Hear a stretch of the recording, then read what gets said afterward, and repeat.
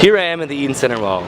It's pretty busy, there are people milling about shopping. I've always long thought of the mall as the ultimate stage of materialism, or even church of materialism and consumerism, where one goes to buy products and be seen doing so. We live in an age where pretty much anything can be bought online, yet people still travel all the way downtown to shop, as you can see. I see in this an implicit performance of identity, but the identity being put on display is shaped and informed by the stores offering their goods. What you buy determines what kind of person you are and how much worth you have, both literally in the amount of money you can spend, but also in what kind of taste you have materialistically.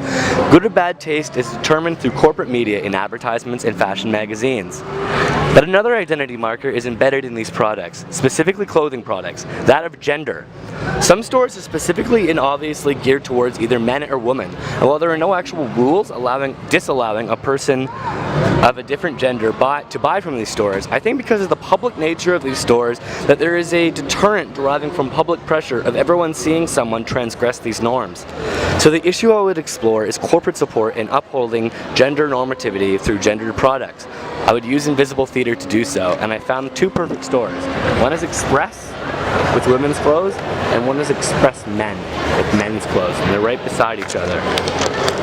According to the video Global Invisible Theater by Jay Lemieux and Donovan King, invisible theater is the use of undercover actors in everyday life to spark conflict and conversation. And if there was an everyday life space in our consumerist society, it would be the mall.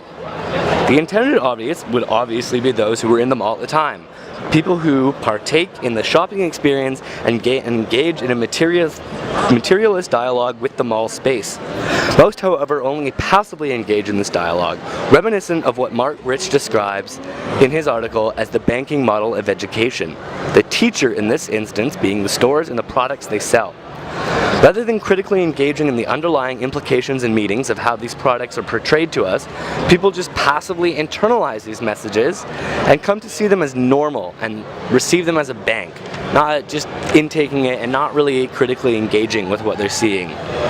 This is the pedagogical process this piece intends to disrupt.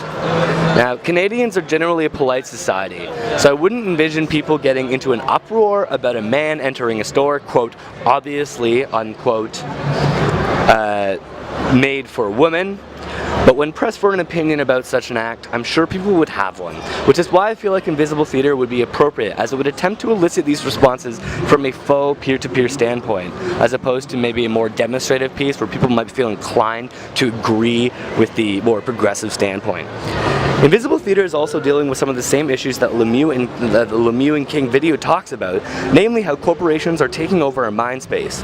And so this intervention will highlight some of the implicit negative social repercussions that arise from the corporatization of our identities. The design of the performance would be thus. A person that would be identified as male by the average citizen would begin to look in the clothes in the window of this store, Express, gazing at the clothes as if contemplating a purpose. This would almost certainly go unnoticed in real life, but then two other people, actors, a male and a female, would actively take notice and move near the person. Then as the person goes to enter into the store, one of them would yell something like, "Hey, what are you doing going in there? Those clothes aren't for you. Why don't you go into the male version of the store?" Beginning the dialogue. The man attempting to enter the Express store would defend his right to buy and wear whatever he wants, while the other two would be like, legally, yeah, I guess, but that's weird and not normal. Don't you just want to go into the other store? This would all have to be done loudly, kind of like a fight. Then another person would join the conversation, taking the side of the male wanting to buy the clothes, but also proclaiming that wouldn't they just want to buy them online, because even though it's totally cool to wear whatever they want, everyone would judge you and it would just be awkward, wouldn't it? This third dialogue I feel is important because it represents the double standard that people who think of themselves as progressive might have in our polite Canadian society, to just acquiesce for the sake of peace. It's one thing to combat overt bigotry, but another to combat subtle double standards, and this would give the clothes buying male a chance to rebut this line of argument as well, At this point, one would hope a crowd would have gathered, and all three of the parties would now reach out and try to get them on their side of the issue.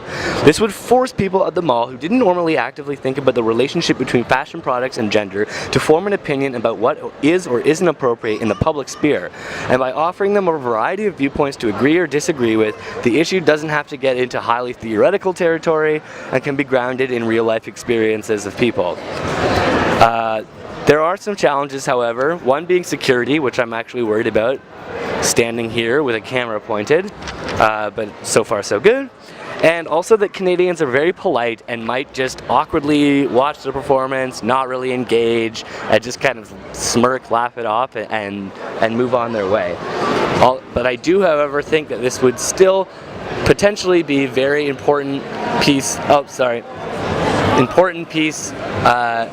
to engage in a social transformation dialogue concerning the way that gender is constructed in our society for people that may not normally think of this kind of thing. I hope that you enjoyed my idea for this video, and who knows, maybe one day we'll do it.